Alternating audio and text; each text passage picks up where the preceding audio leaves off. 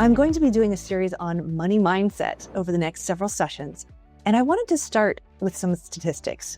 Did you know that nearly 70% of women wish they had started investing earlier, and nearly 60% feel that they lack financial knowledge? Does that track with your experience?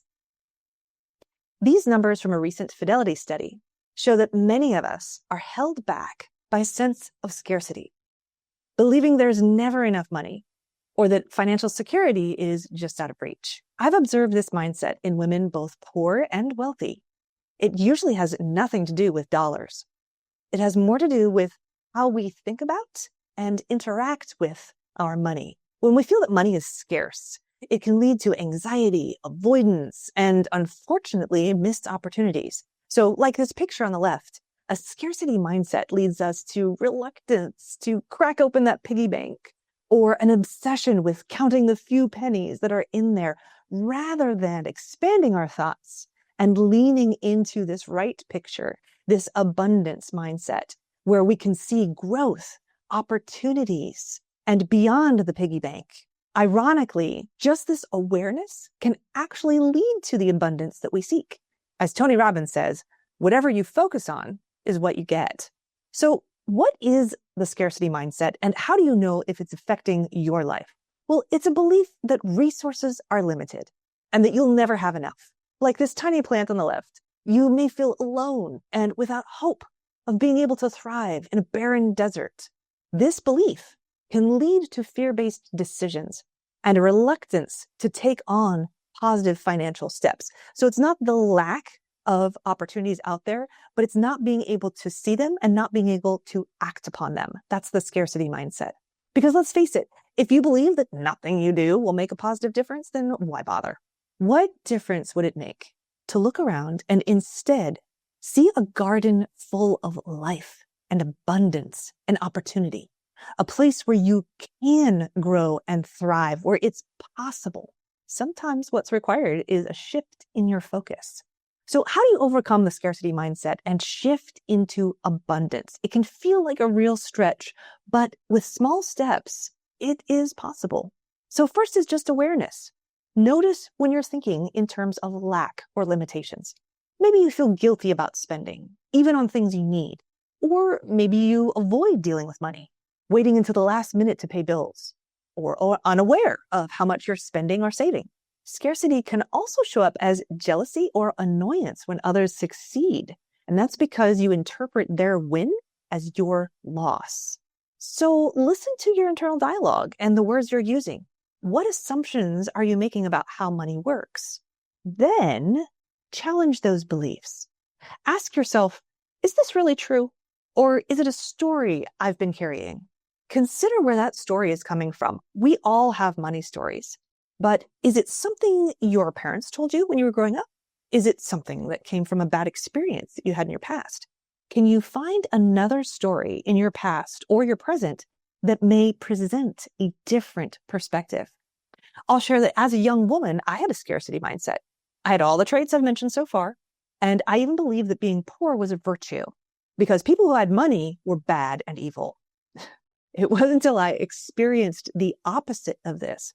I met people who had money and they could be wonderful, kind, generous.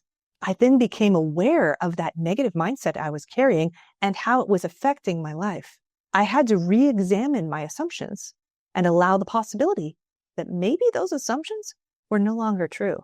If that sounds like you can ask yourself, what would the opposite look like?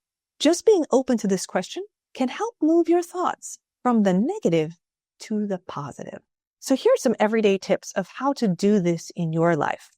One is the idea of gratitude journaling. If you have difficulty seeing the positive, try each day to write down just one thing you're grateful for financially.